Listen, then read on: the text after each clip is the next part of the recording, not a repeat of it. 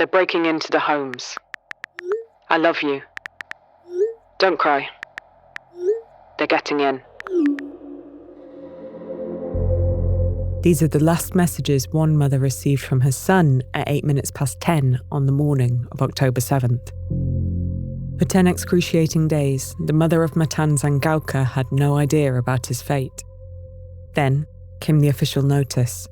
He was one of some 250 people abducted to Gaza. For Matan's mother, Einav, life has come to a standstill since October 7th, 2023. Her anguish mirrored in Gaza by the grief of another woman. She came to be known to the world through a Reuters photograph showing her cradling the shrouded body of her 5-year-old niece. In this special episode of Reuters World News, we talked to both women and examined the scars left for so many mourners in the Middle East. The October 7th Hamas attacks killed around 1,200 people in Israel, mostly civilians, according to Israeli tallies. The fate of over 100 hostages who had been taken remains unknown. Israel's campaign in Gaza has since killed at least 41,500 people, also mostly civilians. That's according to the Palestinian health authorities. Israel says it's trying to wipe out Hamas, which it accuses of hiding among the general Palestinian population. Hamas denies this. Now, as the Israeli army focuses on taking out Hezbollah commanders as well as Hamas, war has spilled across the region. We speak to our correspondents about the ongoing pain and what lies ahead for a region where even more people are being dragged into an escalating conflict. I'm Tara Oakes in Liverpool.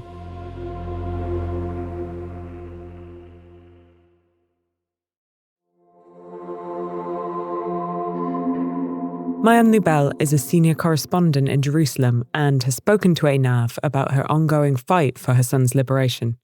Hi, Mayan. Thanks so much for having me. Mayan, tell us about Einav. She's become something of a face for the hostage family movement. Einav became the face simply by speaking out and being possibly one of the harshest critics against Netanyahu and his government. At the same time, she's done things like blocking roads and bonfires on roads and chaining herself to fences. She's been confronted by police. At some point, she descended inside a cage from a bridge outside the defense ministry. So she does all these things to try and obviously attract attention, to show the urgency, to wake people up, to keep her son and the other 100 remaining hostages on the agenda of the public. What struck me about Einav when I met her was how strong she is. She is not giving up.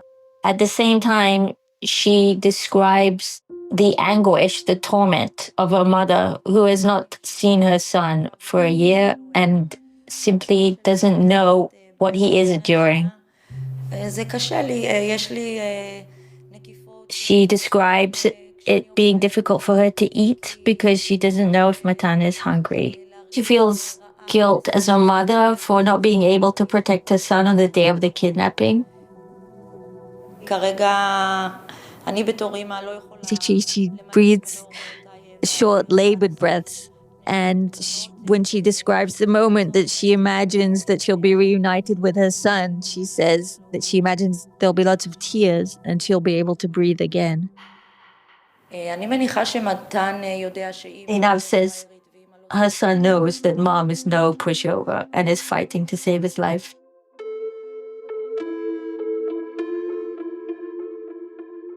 A woman sits, her face not visible as it's buried in the shrouded body of a child. The Reuters photograph of Inas Abu Mamar, an aunt holding the remains of her 5-year-old niece Seli, was taken days after Israel began its military offensive on Gaza. It has become one of the most vivid images of Palestinian suffering during the year-long bombing of Gaza, Israel's response to Hamas's October 7th attack. Seli was killed with her mother, baby sister, grandparents, uncle, aunt, and 3 cousins. Today, she's back in her badly damaged home in Khan Yunis in southern Gaza. She sat in a mass of rubble from Israeli bombardment, strewn across a small graveyard by the family house. Beneath, she said, lay Seli's grave.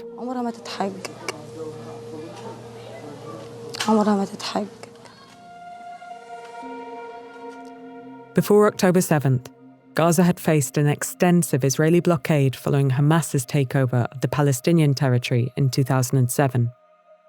There was little work and imports were severely restricted, but her family was settled, Abu Mama said.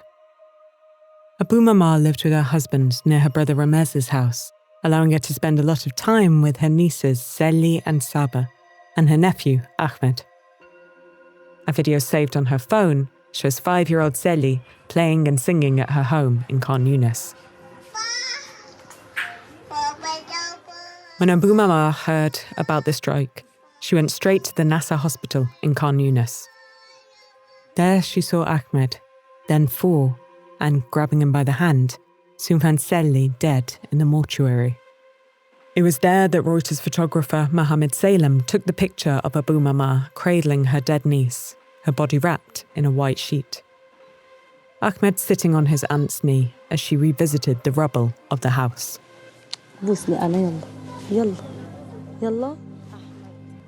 Now back home, Abu Mama says there's no point in moving anymore. Taking Seli's favourite outfit, a black dress with traditional red Palestinian embroidery, and pressing it to her face, she said all the family prayed for now is for the bloodshed to stop.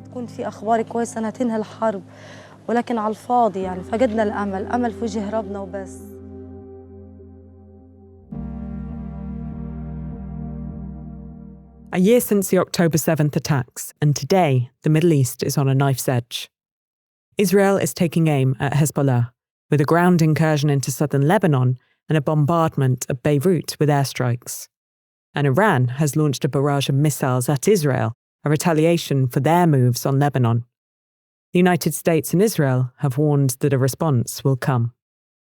From what might be next, we turn to James Mackenzie in Jerusalem and Don Durfee in Washington, D.C., who talked to my colleague, Gail Issa.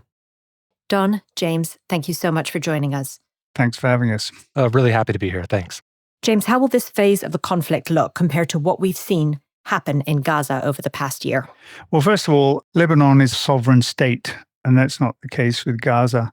Physically, Israel has complete control over the borders of Gaza. It has a border with Egypt, but the Israeli army has gone around that too. And the Egyptians certainly have kept their borders very tightly shut because they don't want to be confronted with handling 2 million Gazan refugees. And as a result, the army's quite free to come and go within Gaza. It's small and contained in a way that southern Lebanon isn't. And Hezbollah is just more powerful, is stronger, better organized, better armed, larger army, in effect. People are reluctant to talk about an army when it's not the military force of a state, but effectively it's an army in a way that, Hamas isn't. Invasions of foreign countries aren't easy to do for any army, anytime, and especially when it's in such a sort of charged political environment as this one. So given all the factors that you've just highlighted, how is that informing Israel's strategy in Lebanon? Well, the military and the government have been careful to set quite limited aims in Lebanon compared to what they had in Gaza. In Gaza, the government repeatedly said for total victory, they wanted to destroy Hamas and, remove it from the governing and military force completely from Gaza. That's not what they've said in Lebanon. In Lebanon, they've stuck very closely to the goal of bringing the people of northern Israel who've been evacuated from their homes back. Having said that, what we saw earlier this week when 8 soldiers were killed in one of the first encounters that took place between Israeli troops on the ground and the Hezbollah fighters, I think that shows you the risks that any kind of operation of this type runs. Just the way things pan out on the ground, you get mission creep, the objectives expand, the conditions change, and they'll find themselves in a situation very different from the one they were anticipating or planning on.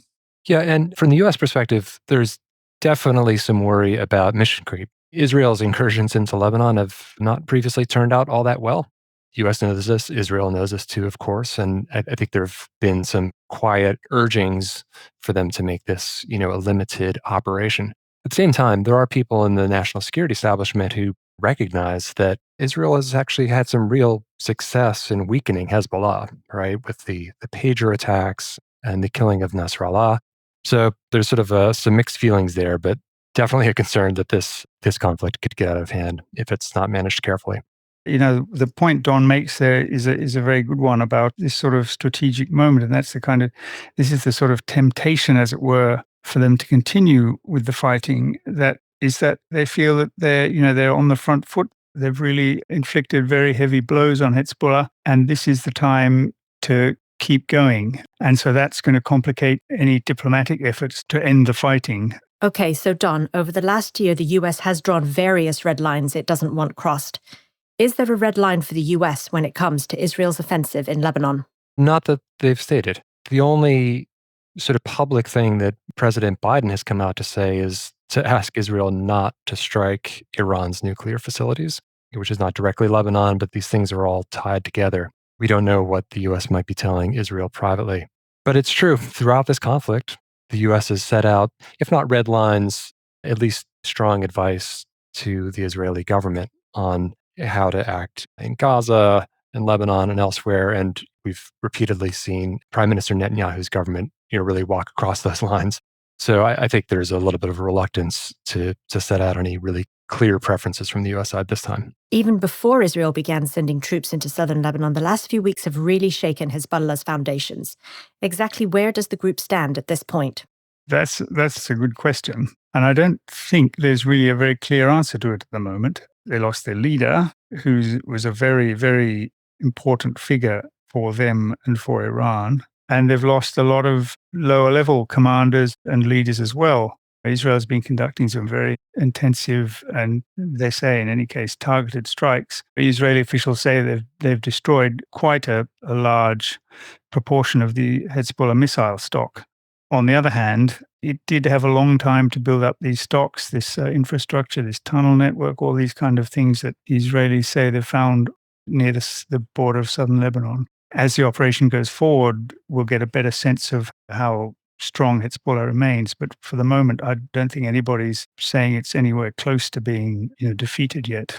So if it's nowhere close to being defeated, then is it too early to say what might be happening in terms of internal politics? So the delicate Lebanese sectarian balance, what might that look like with a weakened Hezbollah? Well, I think if Hezbollah is severely weakened, there's certainly all kinds of things that could happen. It's too early to say what will happen, but it certainly has the prospect of really upsetting things in Lebanon, which, as you say, has got very complicated sectarian politics and the potential for a major shakeup if a power as sort of enormously preponderant as Hezbollah has been is weakened or badly affected. Obviously that will just completely change the game in Lebanon. Don, given all the turmoil with Hezbollah at the moment, do we have any sense just how far Iran might be willing to stick its neck out for Hezbollah for the rest of its proxies? That is really unclear, and it's probably one of the biggest questions here. Iran has preferred to act via its proxies, Hezbollah being the most powerful one. And now with Hezbollah weakened, right, it does effectively remove what Iran has seen as probably its most effective deterrent in the region. So you saw Iran respond to Israel with this ballistic missile attack, which was pretty well repelled by the Israelis with assistance from the United States. And the question now is whether they might go a step further.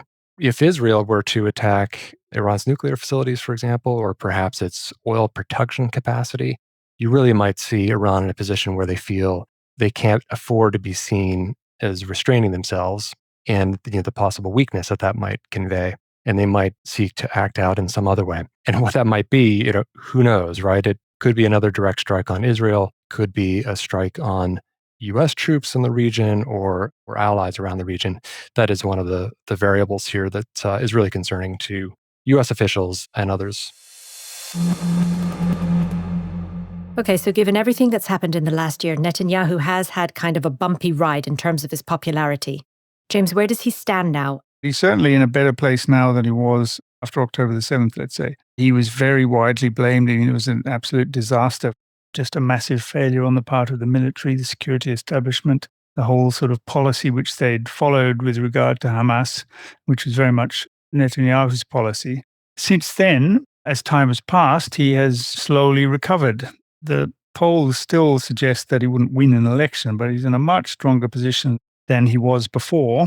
He's bolstered his coalition, and that's given him really quite a solid majority in parliament. So there's every chance that he could see out his term without any election, which is very unusual in Israeli politics. There's very widespread popular support for both the war against Hamas and the war against Hezbollah.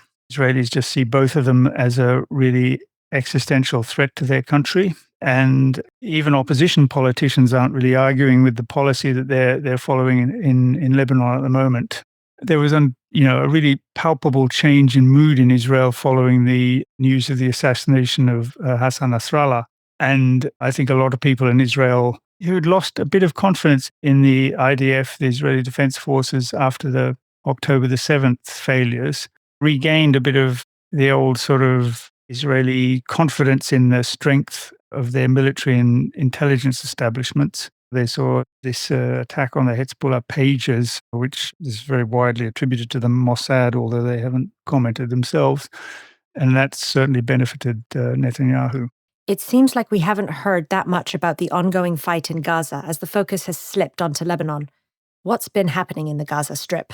So what's been happening in Gaza, essentially what's been happening in Gaza for some time, the Israeli army's been pursuing the Hamas militants to remain. Its kind of organized military structures seem to have fallen apart, and the fighters are operating as sort of guerrilla fighters in the rubble. So it's a different kind of operation than the one they had at the beginning of the war. It is, as you say, sort of happening kind of out of sight at the moment because the main focus of the war has switched to the northern front, but it hasn't gone away. Yeah, and just to add to what James was saying, right? From the U.S. perspective, one of many reasons why they did not want to see Israel invade Lebanon is that the U.S. feels that you've got to solve the crisis in Gaza first. And there have been these ongoing ceasefire discussions really since the start of the conflict.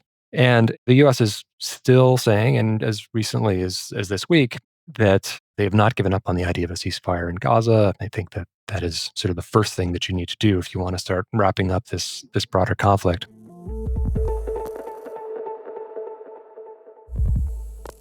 Okay, so Don, how might the US election and a new US leader change the dynamic in the region? For Harris, the expectation is that her policy, if she becomes president, would be very similar to what Joe Biden has pursued. However, people have noted that in her rhetoric, she's much stronger in her empathy toward the plight of the Palestinians, which has given some hope among activists in the US and elsewhere that perhaps she might take a tougher stand against the government of Benjamin Netanyahu. But we'll have to see. And what about Donald Trump? So with Donald Trump, in his first administration, many of his policies really were very beneficial to the Israeli right wing. The U.S. decided to endorse the movement of the capital to Jerusalem, recognize Israeli sovereignty over the Golan Heights, and so forth. His administration also did achieve the Abraham Accords, which was something that in the United States, many Republicans and Democrats thought was a good thing, established a little bit of stability in the region potentially. The question has been, can that go further and can Saudi Arabia sort of join that and assign some sort of a diplomatic recognition with Israel? It's probably something that he would push for very strongly. It's also something that I think Harris would push for pretty strongly. It's been extremely hard to get, however, because for the Saudis, unless you have something that looks like a path toward a two-state solution, it's going to be very difficult for the Saudis to sign a deal with Israel. And what about a two-state solution? Where does the prospect of a two-state solution stand right now? Yes, well, I mean, there's no sign of any move towards a two-state solution on Israel's part. There's obviously been more talk about the two-state solution, certainly been revived internationally since the start of the Gaza war, but repeated statements from all manner of politicians from Netanyahu down show that they have absolutely no interest in that because they don't trust any Palestinian authority at the moment. They just don't trust that Israel's security would be guaranteed if there were a Palestine right next door. They don't believe that Israel could exist under those circumstances. So I do think it's worth saying that Early in this conflict, Joe Biden had come out with firm support for Israel. And as Israel's war in Gaza ramped up, he came under a fair amount of criticism, both in the United States and from overseas, for insufficiently, recognizing the plight of the Palestinians.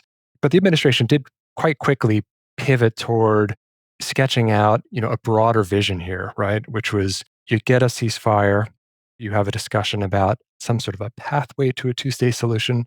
From there, maybe it was a deal between Israel and Saudi Arabia, right? And you could try to sort of wrap up some of this broader conflict. That has proven incredibly hard to do. And as we said earlier, time and time again, efforts to achieve a ceasefire just, have come to naught. And now it's much more complicated now that another front has opened with Lebanon, because now you need to get a ceasefire in Lebanon before you can perhaps look for a ceasefire in Gaza. Don, James, thank you both so much for joining us. Thank you. Pleasure.